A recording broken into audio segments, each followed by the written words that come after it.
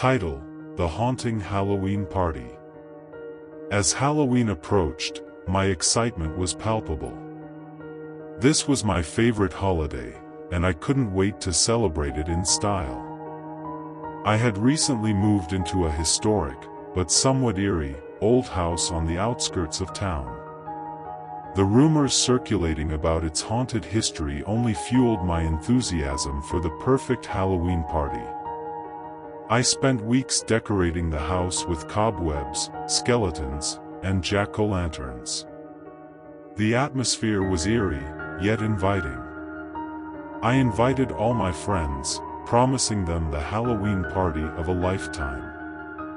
Little did I know that it would turn into a night none of us would ever forget.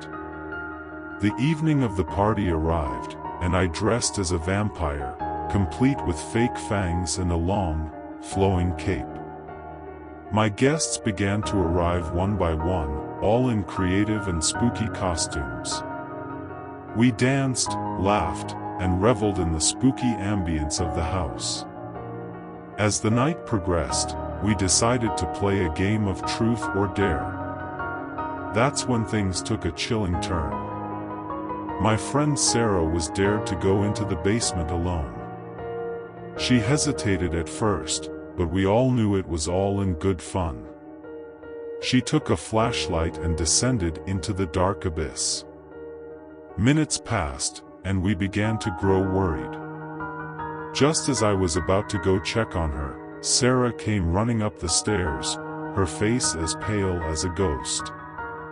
She stammered as she tried to explain what had happened. She claimed to have heard strange whispers in the basement, and as she shone her flashlight around, she saw shadowy figures moving in the corners. We laughed it off, attributing it to the spooky atmosphere and the power of suggestion. Determined not to let it spoil our night, we continued with the game. But the sense of unease lingered. As the evening wore on, more and more eerie occurrences transpired.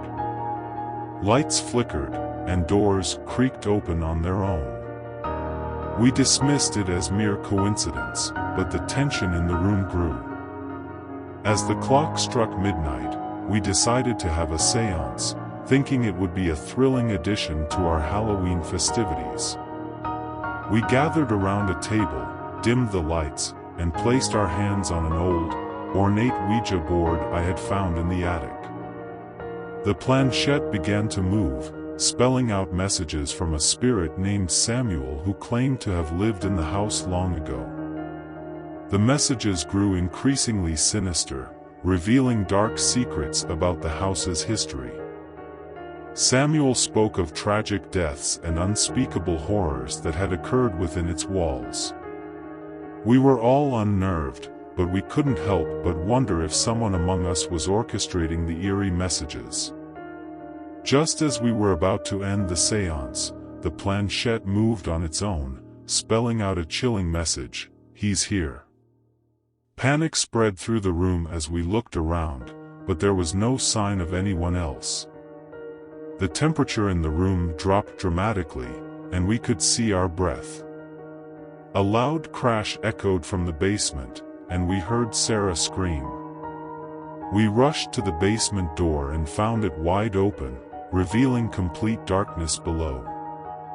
Fear gnawed at us as we descended into the abyss. The basement was icy cold, and the air was thick with an oppressive presence.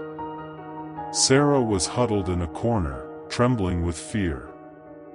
She claimed that she had seen a figure, a shadowy man with hollow eyes, whispering her name.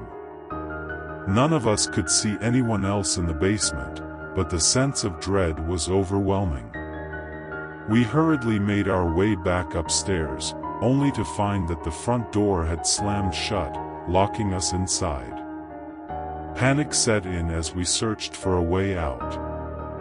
The windows were sealed shut, and the phone lines were dead. It was as if the house itself had trapped us. As we explored further, we stumbled upon a hidden room in the attic, filled with old journals and photographs. They revealed the gruesome truth about the house's past, a madman who had lived there, conducting horrifying experiments on unsuspecting victims. We realized that his malevolent spirit had trapped us, seeking revenge for his crimes. We had no choice but to confront the spirit. Armed with makeshift weapons, we ventured into the basement once more. In the dim light, we saw the shadowy figure again, lurking in the corner. With every ounce of courage we could muster, we demanded that it leave us in peace. In a bone-chilling voice, the spirit hissed, "Never." The room grew colder, and a spectral form emerged from the darkness.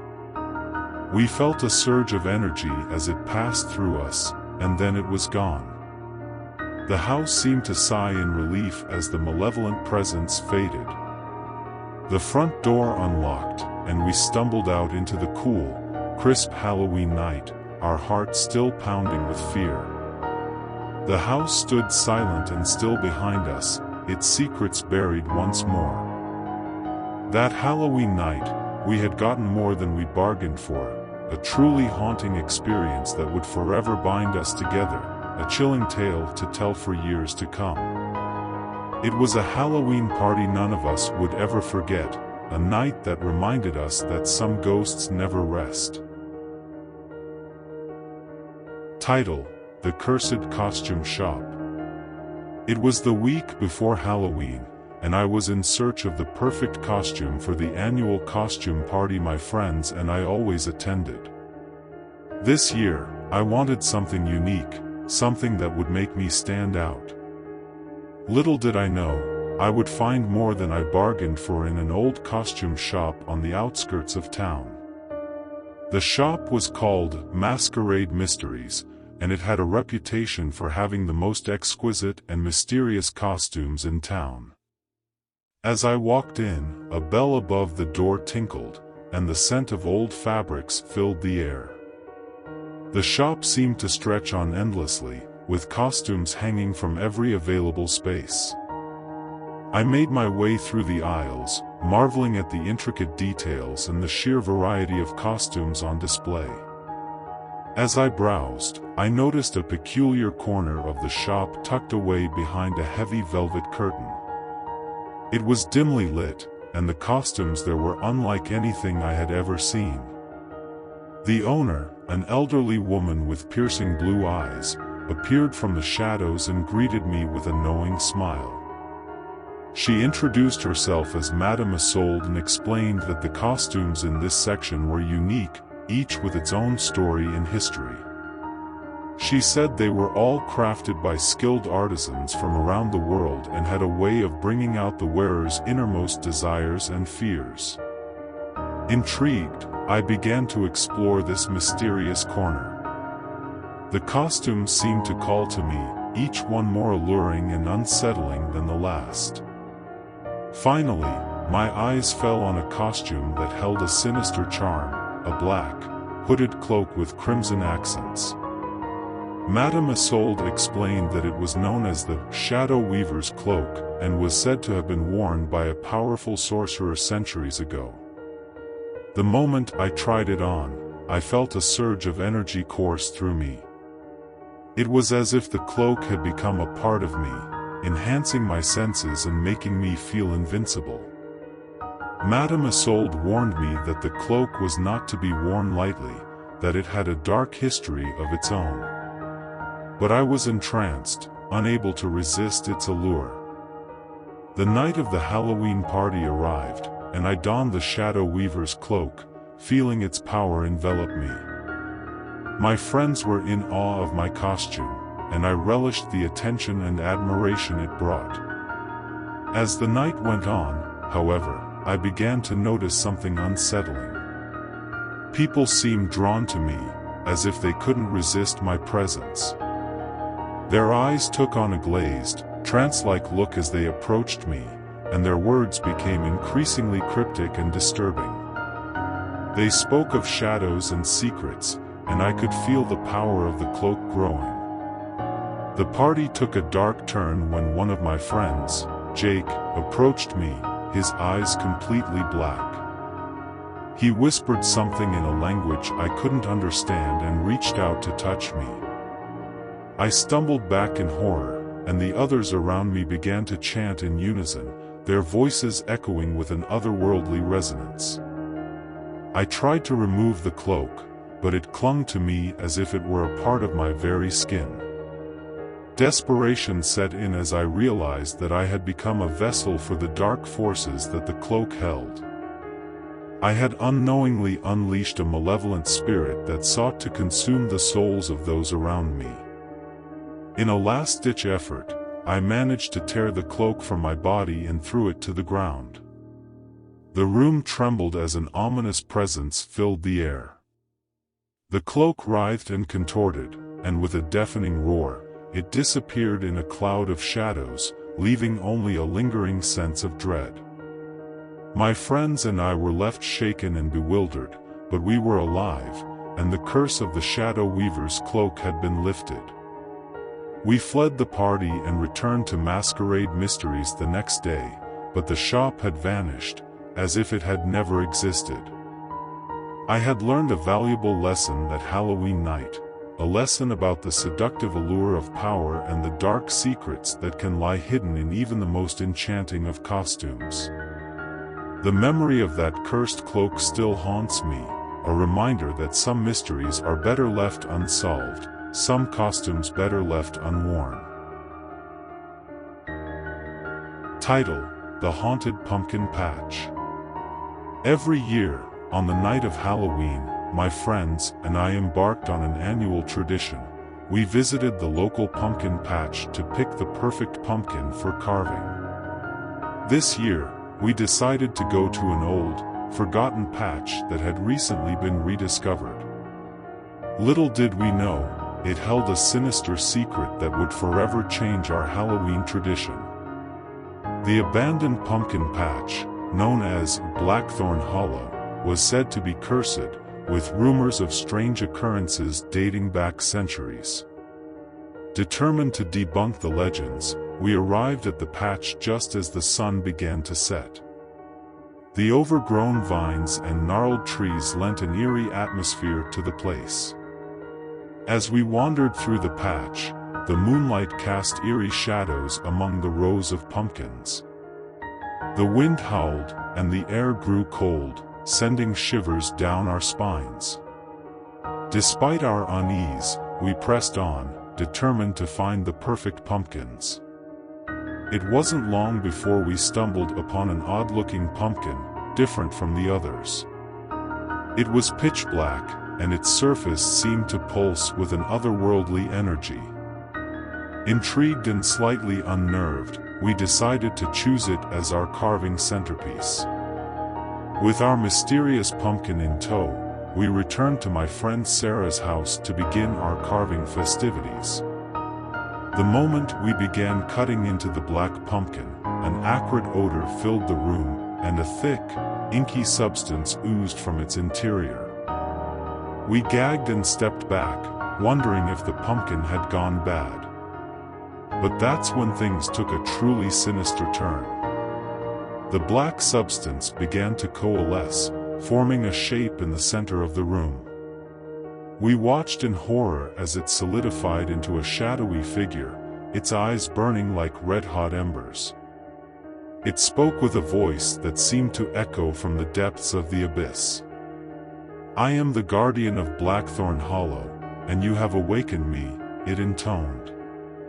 "For centuries, I have watched over the cursed patch, and now, you shall pay the price for disturbing its slumber."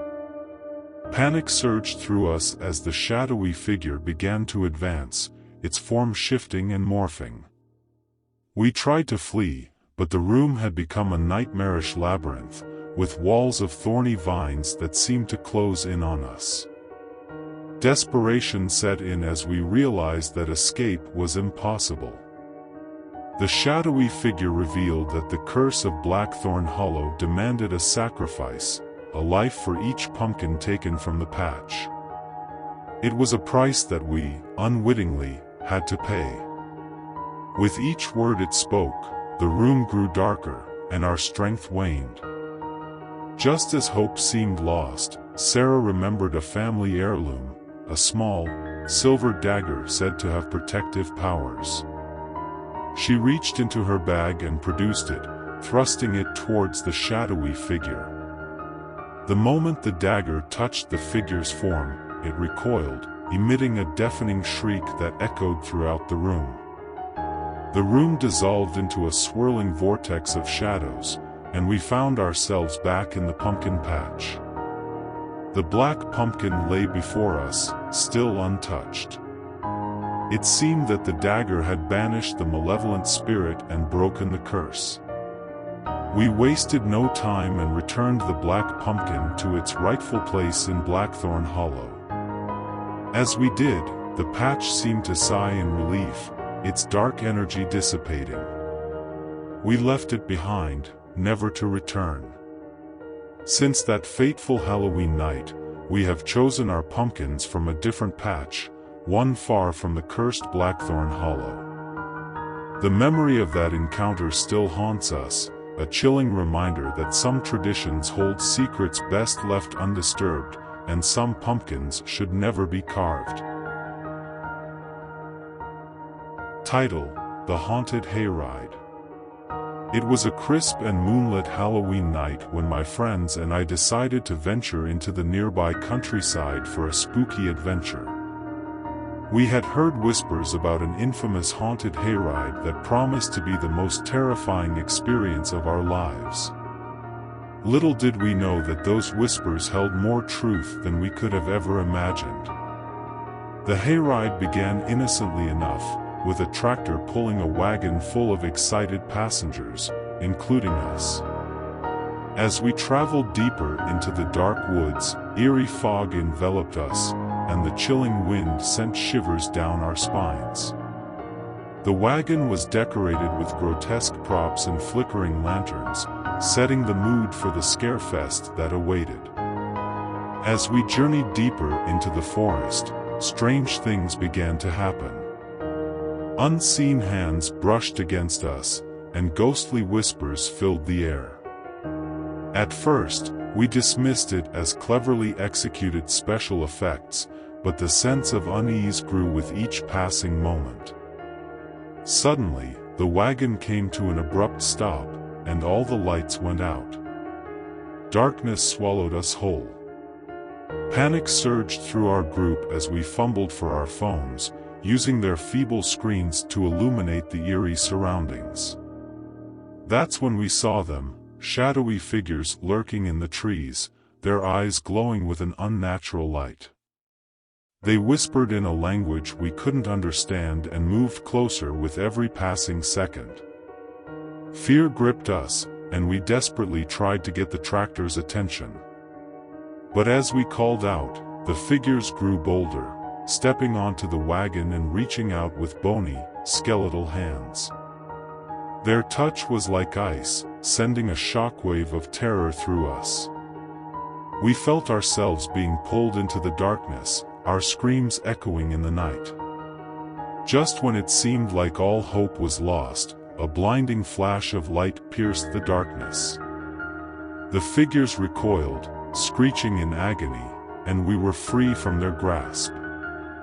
The tractor roared to life, and we were pulled away from the cursed spot in the woods. Back at the entrance, we stumbled off the wagon, shaken and terrified. The hayride attendants rushed to our aid, asking if we were okay. We explained what had happened, but they only exchanged knowing glances. One of the attendants, an elderly woman with eyes that held ancient secrets, approached us. She revealed that the haunted hayride was not just a Halloween attraction but a way to appease the vengeful spirits of the woods.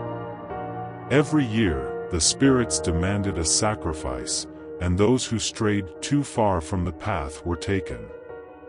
The blinding light that had saved us, she explained, was a powerful talisman, handed down through generations of attendants, used to ward off the spirits in moments of extreme danger. As we left the haunted hayride that night, we couldn't shake the feeling that we had glimpsed something beyond the realm of the living, something ancient and malevolent. We vowed never to return to that cursed place, and to this day, we carry the memory of that harrowing Halloween night, a reminder that not all frights are staged, and not all hauntings can be explained away. Title: The Wandering Spirit of Willows Hollow. In the small, sleepy town of Willows Hollow, Halloween was a time when the entire community came alive with spooky decorations and elaborate costumes. It was also the time when the legend of the wandering spirit of Willows Hollow was whispered among the townsfolk. This Halloween, would come face to face with that legend. The story went that decades ago, a young woman named Eliza had mysteriously vanished on Halloween night. She was never seen again, and her disappearance remained a haunting mystery. It was said that every Halloween, her restless spirit roamed the town, searching for answers to the questions that had eluded her in life. Curiosity got the better of me, and I decided to investigate the legend myself. Armed with nothing more than a flashlight and my courage, I ventured into the heart of Willows Hollow on Halloween night. As I walked through the deserted streets, the wind whispered through the trees, and the distant laughter of children echoed from a nearby Halloween party. I could feel the weight of the town's history pressing down on me, and a shiver ran down my spine. My search for Eliza led me to an old, overgrown cemetery on the outskirts of town. The moon cast an eerie glow over the weathered tombstones, and the wind carried with it a mournful sigh. I felt as if I were being watched, and a sense of unease settled in. It was then that I saw her, a pale figure in a tattered, white dress, her long, dark hair billowing in the breeze. Eliza's spirit stood among the graves, her eyes fixed on a weathered headstone. I approached cautiously, my heart pounding.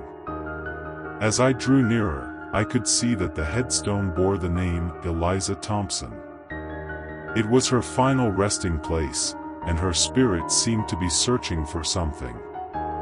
I couldn't resist the urge to speak to her. "Eliza," I whispered, "what happened to you on that Halloween night so long ago?" Her gaze shifted to me, and for a moment, I felt like I was peering into the depths of her soul. She began to speak, her voice soft and mournful. She told me the story of her disappearance, that she had been lured into the woods by a shadowy figure and had never returned. With tears in her eyes, she revealed that she had been searching for the truth ever since. The town had forgotten her, and her family had moved away, leaving her to wander aimlessly through the years. Determined to help her find peace, I promised to uncover the mystery of her disappearance. Eliza's spirit nodded in gratitude, and I felt a surge of determination. Over the next few months, I delved into the town's archives, uncovering old newspaper articles and speaking to elderly residents who remembered the events of that fateful Halloween night. Slowly but surely, the pieces of the puzzle began to fall into place. It turned out that Eliza had been the victim of a jealous suitor who had lured her into the woods, seeking revenge for her rejection.